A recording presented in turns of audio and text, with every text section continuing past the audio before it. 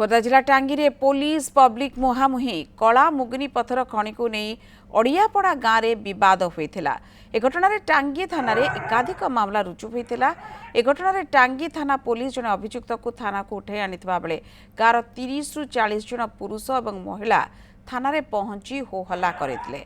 Police सेमानकु घोड़ेबाकु चेष्टा करथिबा बेले उत्त्यक्त लोके पुलिस उपरकु टेका पत्थर माड़ करथिले। घटनार किछि लोक और किछि पुलिस कर्मी मध्य आहत होइछन्ति। पुलिस उपरे आक्रमण करथिबा अभियुक्तଙ୍କୁ गिरफ्त करबाकु विभिन्न स्थान रे चढ़ाऊ जारी रहिछि।